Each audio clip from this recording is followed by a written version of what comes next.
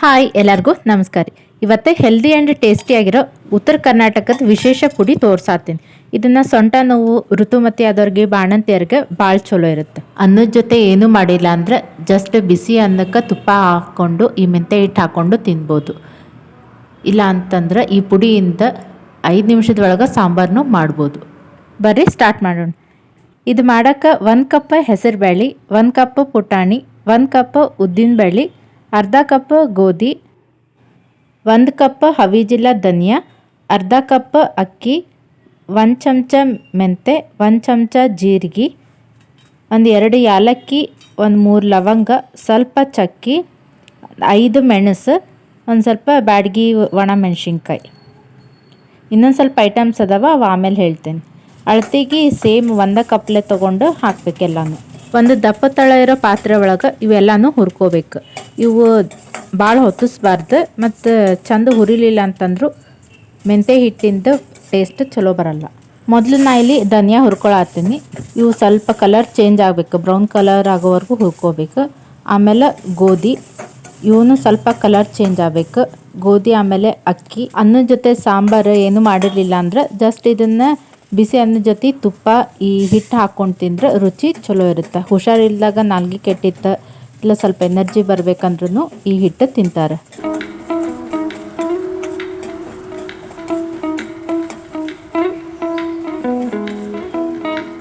Next ಜೀರಿಗೆ, ಅವು ಸ್ವಲ್ಪ ಕಲರ್ ಚೇಂಜ್ ಆದ್ಮೇಲೆ ನೆಕ್ಸ್ಟ್ ಮೆಂತೆ ಭಾಳ ತೊಗೊಬಾರ್ದಿಲ್ಲ ಅಂದರೆ ಹಿಟ್ಟೆಲ್ಲ ಕಹಿ ಆದಂಗೆ ಆಗುತ್ತೆ.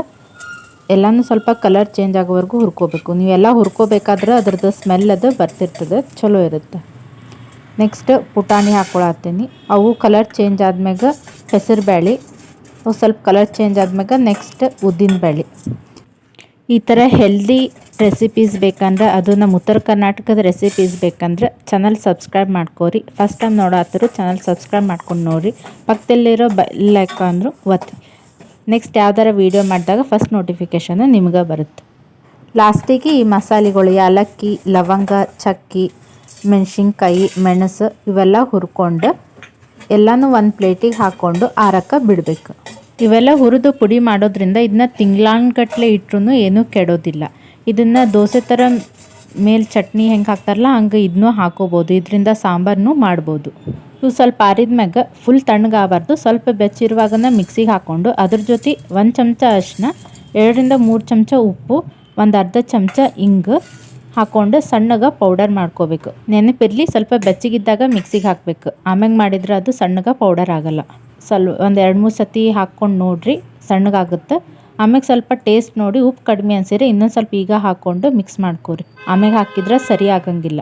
ಇದು ಇನ್ನೂ ಸಣ್ಣ ಪೌಡರ್ ಬೇಕಂದ್ರೆ ಕೆಲವೊಬ್ರು ಇದನ್ನ ಸಾಣಿಗೆ ಒಳಗೆ ಸಾಣಿಸ್ಕೊಂಡು ಪೌಡರ್ ಮಾಡ್ಕೊಂಡು ತಕ್ಕೋತಾರೆ, ಇಲ್ಲ ಹಂಗೆ ಆದ್ರೂ ಬಳಸ್ಬೋದು. ನಿಮ್ಮ ಹತ್ರ ಒಣ ಮೆಣಸಿನ್ಕಾಯಿ ಇಲ್ಲ ಅಂತಂದ್ರೆ ಖಾರದ ಪುಡಿನ ಹಾಕೋಬೋದು. ಇಲ್ಲ ಖಾರನ ಬ್ಯಾಡ ಅಂತಂದ್ರೆ ಖಾರದ ಪುಡಿ, ಒಣ ಮೆಣಸಿನ್ಕಾಯಿ ಎರಡನ್ನೂ ಸ್ಕಿಪ್ ಮಾಡ್ಬೋದು. ಇದು ನಮ್ಮ ಉತ್ತರ ಕರ್ನಾಟಕ ಕಡೆ ಆದರೂ ಕೆಲವೊಬ್ರು ಇದಕ್ಕೆ ತೊಗರಿಬೇಳೆ ಹಾಕೋತಾರೆ, ಮತ್ತು ಕೆಲವೊಬ್ರು ಬೇರೆ ಐಟಮ್ಸ್ ಹೆಚ್ಚು ಕಡಿಮೆನೂ ಹಾಕೋತಾರೆ.